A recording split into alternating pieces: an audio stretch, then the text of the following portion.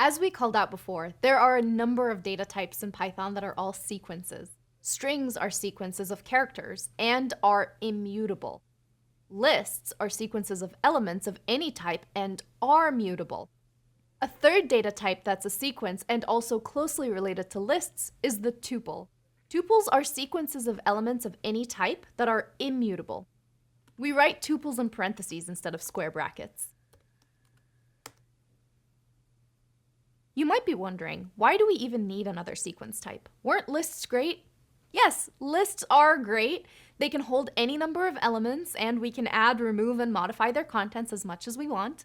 But there are cases when we want to make sure an element in a certain position or index refers to one specific thing and won't change.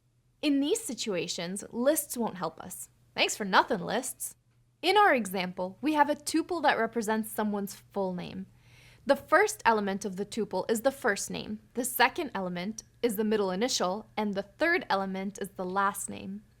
If we add another element somewhere in there, what would that element represent?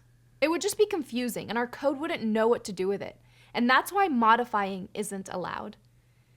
In other words, when using tuples, the position of the elements inside the tuple have meaning. Tuples are used for lots of different things in Python. One common example is the return value of functions. When a function returns more than one value, it's actually returning a tuple. Remember the function to convert seconds to hours, minutes, and seconds that we saw a while back? Here it is to remind you. This function returns 3 values. In other words, it returns a tuple of 3 elements. Let's give it a try.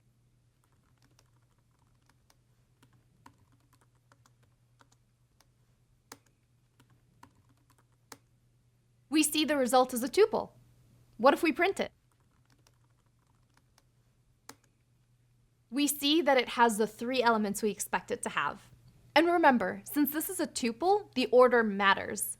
The first element represents the hours, the second one represents the minutes, and the third represents the seconds. One interesting thing we can do with tuples is unpack them. This means that we can turn a tuple of 3 elements into 3 separate variables. And because the order won't change, we know what those variables represent. Like this.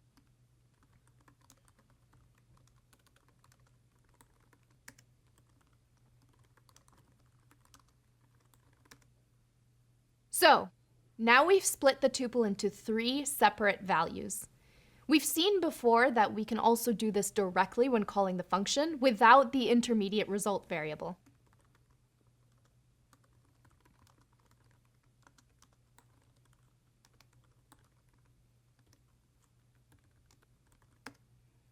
In Python, it's really common to use tuples to represent data that has more than one value and that needs to be kept together.